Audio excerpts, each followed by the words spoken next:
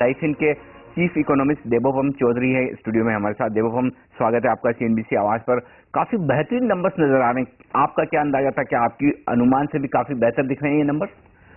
जी बिल्कुल, हमारे अनुमान से काफ़ी बेहतर है। हमारा अनुमान ओवरऑल कंसेंसस जैसा ही था, 4.5 4.7 के आसपास।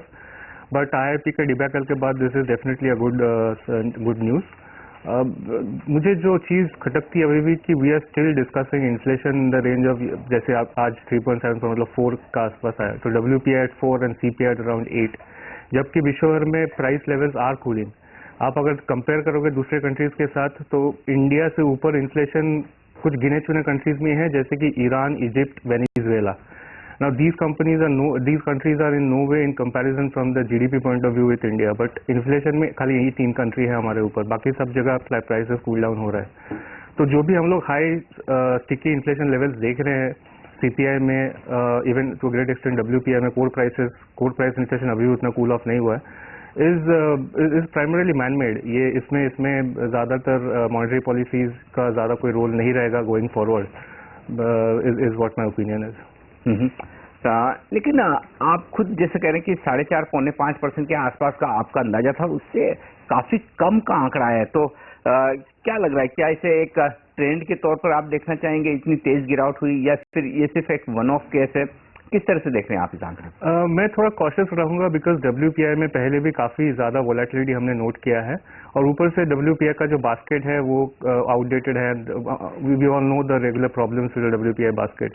ऐसा डिक्लाइन जब CPI में दिखेगा then only we should be excited कि हाँ चलो इन्फ्लेशन काबू में आ रहा है इंडिया में। WPI नंबर्स को we should be little cautious because this is not the actual inflation that is felt on the streets. Okay, कुछ इंटरेस्टिंग आंकड़े देबोपम, उस पर आपसे राय लेना चाहूंगा। फूड इन्फ्लेशन का आंकड़ा दिख रहा है 5.15%, जो कि पिछले महीने में 8.43%, यानी कि 8.5% से जो फूड इन्फ्लेशन था वो कम होकर 5.25% से भी नीचे आता हुआ दिख रहा है। जबकि हमने वीकेंड पर देखा कि किस तरह से CPI इन्फ्लेशन में फूड इन्फ्लेशन मजबूत था। तो यहाँ पर फूड इन्फ्लेशन कम होता हुआ दिख रहा है, वहां पर फूड इन्फ्लेशन बढ़ता हुआ दिखा था। इन आंकड़ों को किस तरह से देखते हैं, और ये जो तेज गिरावट हुई है, क्या इसके बाद फिर से फूड इन्फ्लेशन बढ़ने की आशंका आपको ज्यादा दिखती है? देखिए, मेरे हिसाब से फूड इन्फ्लेशन जो CPI दर्शाती है वो ज्यादा रेलिवेंट होगा, क्योंकि उसका जो बास्केट ऑफ फूड जो इंक्लूड किया जाता है वो रिकंस्टिट्यूटेड समवेयर इन 2005, तो वो ज्यादा रिसेंट है। WPI का एक तो वो होलसेल लेवल पे है, और there is a big disconnect as I said कि अपना स्ट्रक्चरल इश्यूज में प्रॉब्लम है, सप्लाई में प्रॉब्लम है, एग्रीकल्चरल प्राइसिंग में प्रॉब्लम है। तो ये सब प्रॉब्लम की वजह से होलसेल लेवल और रिटेल लेवल में काफी अंतर आ जाता है। So I would always go by what the retail food inflation is saying rather than what the wholesale price food inflation is telling me. लेकिन एक बात और आपको बता दूं कि यहाँ पर ये आंकड़े दिख रहे हैं अगस्त के महीने के, ये 5 सालों के सबसे लोएस्ट लेवल पर आते हुए दिख रहे हैं इन्फ्लेशन के आंकड़े, WPI इन्फ्लेशन के आंकड़े। तो यानी कि 5 साल का सबसे बेहतरीन आंकड़ा आप कह सकते हैं जो इन्फ्लेशन का आता हुआ दिख रहा है। क्या ऐसे में देबोपम आप ये नहीं मानते कि ये एक धीरे धीरे नीचे की तरफ का ट्रेंड दिखा रहा है, जबकि हम 5 साल के लोएस्ट लेवल पर है? देखिए, नंबर तो काफी इनकरेजिंग है, लेकिन अगर ये ट्रेंड है या नहीं, तो अगर ये परसिस्ट करता है ओवर द नेक्स्ट 2 मंथ्स तो ही बोल सकते हैं। बट देन WPI का अगर हिस्ट्री देखोगे, एक तो नंबर काफी वोलेटाइल है, दूसरा गवर्नमेंट इसको रिवाइज भी करती रहती है एवरी 2-3 मंथ्स। तो अभी बोलना मुश्किल है कि trend is already evolving out, specially because वो CPI में अभी तक कोई ज्यादा फूड इन्फ्लेशन में स्पेशली कोई ज्यादा डिक्लाइन दिखा नहीं है। ओके, लेकिन एक बात और बताऊं आपको, यहाँ पर जून महीने के आंकड़े भी यहाँ पर रिवाइज होते हुए दिखे। जो 5.66% इन्फ्लेशन था वो रिवाइज होकर 5.43% आता हुआ दिखा। यानी कि थोड़ा सा जो रिवीजन हुआ वो भी एक तरह से कॉन्फिडेंस बढ़ाने वाला कि 20 बेसिस पॉइंट का एक इन्फ्लेशन का आंकड़ा रिवाइज नीचे की तरफ हुआ है। ये एक और पॉजिटिव शायद इन आंकड़ों में हम देखने की कोशिश करें। लेकिन एक और आंकड़ा जिस पर आपसे राय लेना चाहता हूं देबोपम, वो है फ्यूल इन्फ्लेशन के आंकड़ा। 4.5%, 4.54% ये आंकड़ा दिख रहा है इस महीने का, जो कि तेजी से गिरा है 7.5% के मुकाबले में। 3% की यहाँ पर गिरावट आती हुई दिख रही है फ्यूल इन्फ्लेशन में। और क्योंकि अब अंदाजा ये लगाया जा रहा है कि पेट्रोल और डीजल दोनों की दाम शायद घटते हुए नजर आए, तो क्या ऐसे में ये एक बड़ा कंफर्ट देने वाला फैक्टर हो सकता है इन्फ्लेशन के लिहाज से? जी बिल्कुल, फ्यूल इन्फ्लेशन डेफिनेटली इन्फ्लेशन के हिसाब से एक बड़ा कंफर्टिंग फैक्टर होगा। Domestic policy very little to do with fuel inflation, ये डायरेक्टली कॉरेस्पॉन्ड करता है इंटरनेशनल फ्यूल प्राइसेस के साथ। तो इसमें this data is, I have no doubt about this data being helpful to the overall inflation level of the country. Okay एक और बात जो आपसे पूछना चाहता हूँ, जहाँ पर थोड़ी सी बेहतर सिचुएशन दिख रही है वो है मैन्युफैक्चरिंग इन्फ्लेशन के आंकड़ों में, जो पिछले महीने में 3.67% से घटकर 3.45%, यानी कि लगभग 22 बेसिस पॉइंट की गिरावट यहाँ पर मैन्युफैक्चरिंग इन्फ्लेशन में भी आती हुई दिखी है। कैसे देखते हैं आप इसे? इसमें एक जो मुझे कंफ्यूजिंग फैक्ट ये लगता है या फिर डाउट इसमें आता है कि IIP में हमने देखा था manufacturing sector had taken a dip in the month of July. So ये जब डिक्लाइन इन इन्फ्लेशन हुआ है मैन्युफैक्चरिंग गुड्स में, is it because of lack of demand? अगर ऐसा है तो then we have to worry about it, क्योंकि मैन्युफैक्चरिंग सेक्टर ग्रो नहीं कर रहा है, उसमें इन्फ्लेशन नीचे जा रहा है, can be a sign of stagflation in the manufacturing sector, but it needs to be properly probed. Okay Devom, एक और बात जो आंकड़ों के इस एनालिसिस में दिख रही वो ये कि प्राइमरी इन्फ्लेशन भी काफी तेजी से गिरा है अगस्त के महीने में, जो 6.78% था घटकर 3.89%, यानी यूं कहें कि 6.8% से घटकर सीधा 3.9%, यानी कि लगभग 3% की गिरावट एक ही महीने में देखने को मिली है प्राइमरी इन्फ्लेशन के आंकड़ों में। इसका क्या मतलब निकाला जाए?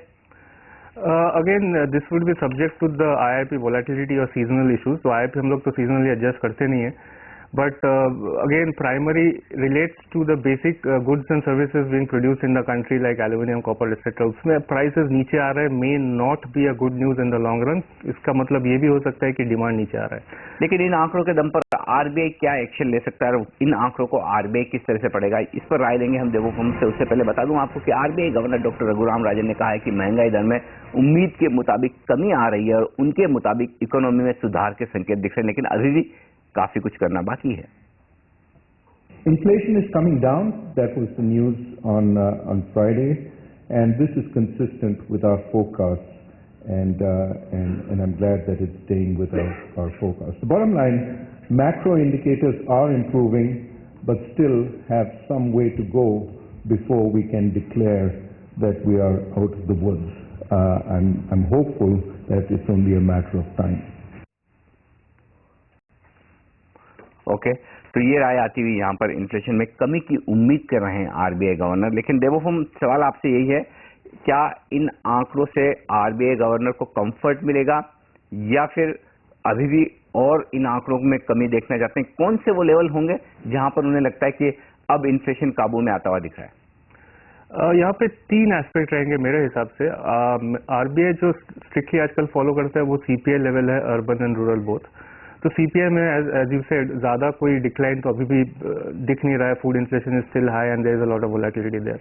दूसरा है RBI का खुद का इन्फ्लेशनरी एक्सपेक्टेशन सर्वे, जहाँ पे वो एंड कंज्यूमर पे सर्वे लेते हैं हर क्वार्टर, और ये पता करते हैं कि how are they perceiving inflation. तो वो सर्वे भी अभी ज्यादा कोई ऑप्टिमिस्टिक साइन नहीं दिखा रही है।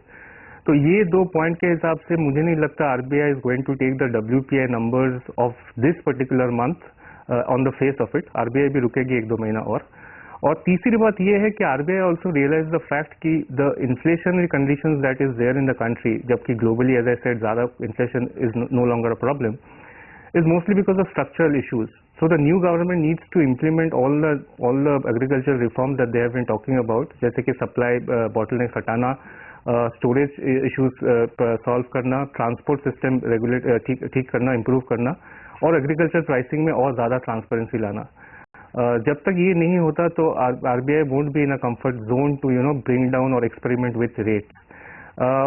लेकिन ये बोलने के बाद I would like to give you a anecdote that monetary policy or RBI rate, the repo rate has been fixed for quite some time now.